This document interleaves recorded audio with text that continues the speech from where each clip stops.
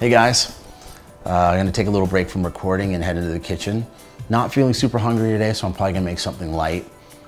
This is a recipe actually that I blatantly stole from a friend of mine named Chantel, who owns a restaurant in Amsterdam called Fris.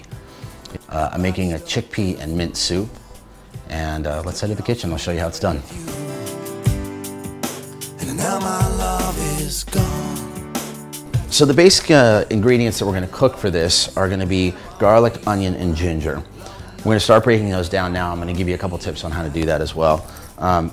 Garlic, we're only gonna use 1 clove for this because we're not making very much, but you'll notice that garlic has a sort of a grain that runs to it, similar to like wood. So instead of sitting here chopping it away at it and flailing all over the place, it's much easier if you just smash it down. You don't have to like smash it like a hammer or anything. I see people do that, and a lot of times the inside ends up flying across the room. Just kind of lightly smash it down into the cutting board. Now you've got the grains running this way. So all you really need to do is chop going the other way. You've got a pretty nice fine dice of garlic there. This is another part. I see people doing this wrong all the time, and it drives me nuts. Onion has 2 ends to it. I like to call this end the tail end. Just kind of looks like a funny little tail. Now what you want to do is cut that part off. Just don't waste a lot of the onion, just cut the bottom off like that. Always when you're cutting any kind of vegetables, tomatoes, anything, always try and give yourself a flat surface. You always want to cut so that it's the safest way. Instead of cutting like this where things are floating all over, cut like that. Now regardless of how you're going to break this onion down, I almost always cut the onion in half straight down, keeping this like that. So what you want to do is you're keeping the onion intact for as long as you possibly can until you get to the fine dice part. Now this also, just like the garlic, allows you to remove the peel a lot easier. Now what you want to do is, you can see, similar to the garlic, we've got a grain running through here. All these channels are running like this. So what I'm going to do is I'm going to cut in. Don't ever cut beyond this point. You want to keep everything intact. This will actually hold the entire onion together. You can see all the way up to there, it's holding it together. So what we want to do is come in here, kind of level to the cutting board. And this is all depending on what size of dice you want. For this, I'm wanting a smaller dice, so I'm coming in at a smaller angle. So that's it. Now you see, you still got the onions completely intact. Now what you want to do is flip it 90 degrees and come down on it.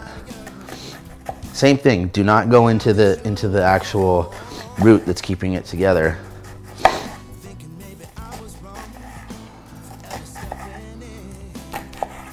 And what's great about this now is all still together. We're ready for the final step here, but there's not a big mess over the cutting board. And now you just come down on everything and you end up with a fine dice, or a fairly fine dice. We could get finer than that, but we're gonna end up blending this soup anyway, so it doesn't really matter. But for the cooking process, we want everything to be relatively the same size. So now, put that in with our garlic. We're gonna cook this all the same. So next we're gonna throw some ginger into it. I actually had some ginger in the fridge already. One thing to know that's important, I think, to tell people is with garlic and ginger, if doing this kind of thing discourages you, then buy it already pre-chopped. It comes, you can get it in the grocery store. Both garlic and ginger are already chopped. And if these steps intimidate you in any way and you don't feel like touching a knife and you don't want to do it, then just buy it already chopped. I happen to like doing it. It's something I enjoy doing. I like putting my hands on food. I like it. So with ginger, some people get really technical with this and they use a peeler. Honestly, it's not very expensive vegetable, so I just kind of cut around a lot of it and end up getting pieces that I like, and then I put it back in the Ziploc, and later I render what I can from it. But I don't want to take too much time either, because I got to get back to recording. So get the most of the peel off that I can, And then with this one, there's no real grain. It's not like onion or garlic where you're gonna do any special tricks. I really just kind of, I really have no specific technique I do every time, but you can kind of think about it in doing everything in simple steps. You know, I cut it into rectangles like that. Now what I'm gonna do is I'm gonna put them all together, and then I'm gonna cut them down the middle.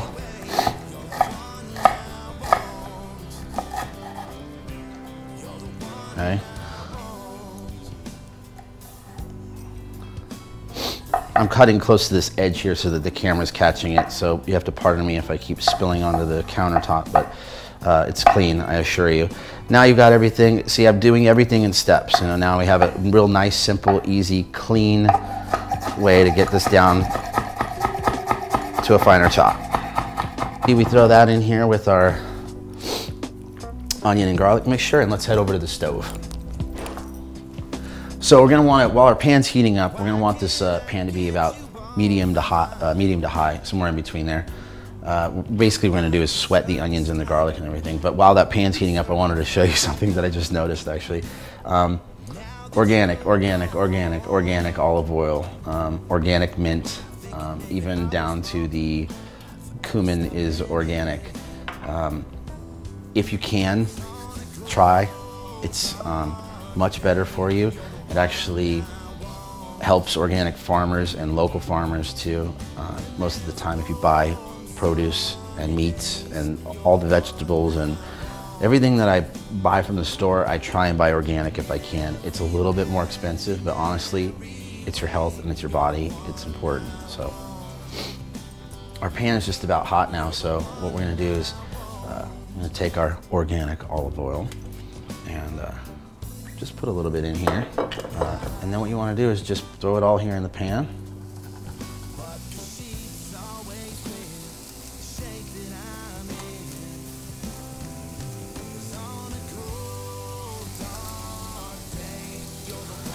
And like I said before, our point here, we're not trying to saute this to the point of being, you know,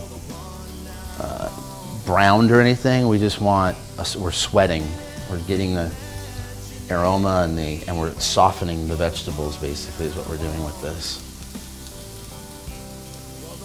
So while this is sweating here, I'm gonna take this mint and we're gonna use most of this. We're gonna de-leave or de-stem it rather, and in doing that, you're just basically gonna want to pull down.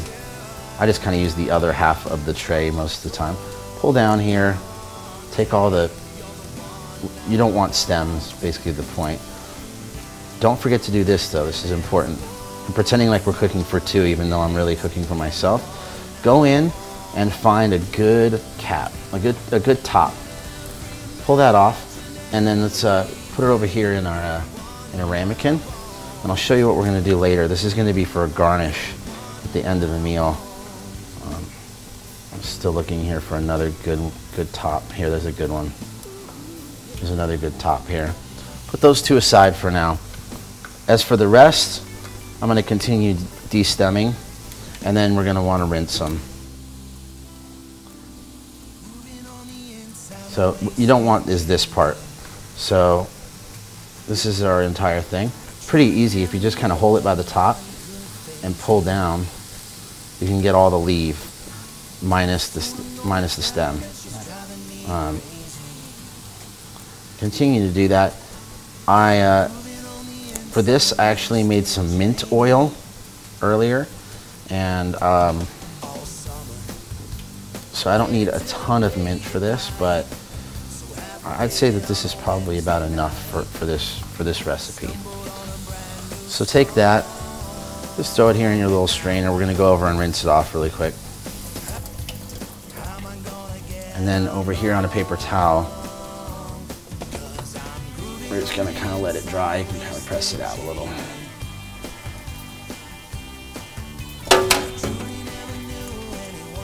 Cool, now we go back to the stove. All right, so we're about good here. Let's go ahead and kill our heat. And what we're gonna do is take the top of our blender off, bring it over here. We're just gonna take everything and put it right into the blender.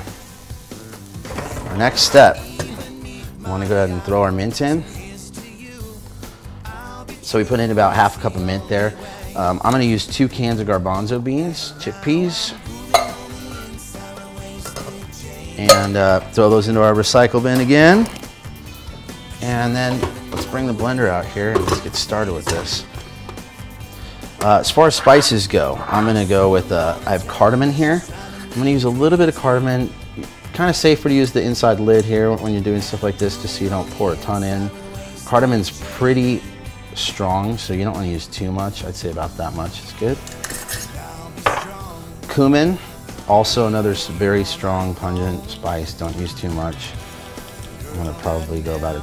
Oh, too much. I'd say half a teaspoon.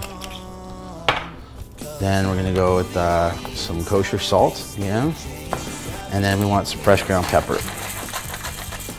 I'm a big pepper fan, so I'm going with a lot of pepper in this one.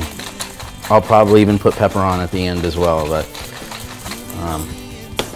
then we're gonna take some chicken stock. I didn't add a lot of salt because a lot of times chicken stock has sodium in it, obviously, and it has a little bit of salt anyway. We're gonna wanna pour that in. Don't worry about being too precise with this because we can always add more. Better to add less now and then go back. That's pretty much it. Now we throw the top on our blender and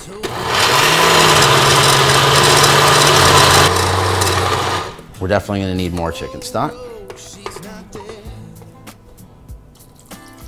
I would give you all the ingredients and actual measurements, but to be honest, everything changes. Some garbanzo bean, sometimes you go to the store and they're in different sizes. Sometimes it's 8 ounces, sometimes it's 12 ounces. So just pretty easy to eyeball these kind of things. It's really not that difficult. People read into it and they get intimidated by it. The only time you really have to worry is when you're baking, because when you're dealing with like baking soda and baking powder, those are actually active ingredients that the measurements have to be precise, or else you won't have rising, you won't have, you know, proper leavening that you need.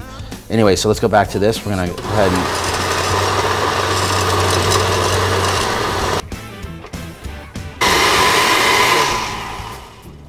all right, we are good. So now what we do is we're gonna take a saucepan. We're gonna pour it into here. Great consistency right now. It may thicken up, and this is one of my favorite meals to refrigerate because it just gets better. The flavors all marry when you refrigerate it, kind of like a salsa or a marinara sauce or anything like that. But for now, this is a great consistency that it's at right now. If I were to refrigerate it and eat it tomorrow, I'd probably add a little bit more chicken stock or water or whatever you need to do. Go ahead and bring that to a lower temperature than we had before. We want to go in between more medium to low for this. We don't want to go back to where we were at medium high. Bring this medium low, just enough to get it warm. I mean, basically it's ready to eat. It just, we've added cold garbanzo beans and cold stock, so it needs to get back to a temperature. All right, so we're about ready here. You can see it's hot, it's steaming. I'm just gonna come over here to our bowl. Another little trick that I love, whenever you're spooning something out of a pot like this, instead of going straight over, so you get that initial drip, go like this and then dip it one last time. That one last dip actually takes away the bottom drop and it gives you time to go over, and it won't, obviously it's gonna drip at some point, but it gives you a little bit of time before it happens. So now what we're gonna do is we're gonna take that mint that we had earlier and we're just gonna throw it in the middle here. And I'm gonna take this mint oil that I made last night and I'm gonna garnish around the outside. I like to garnish this usually with 2 sesame seed or breadsticks.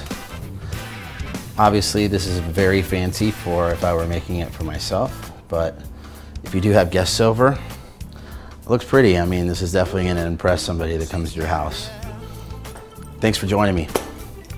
Back to work. She's not there.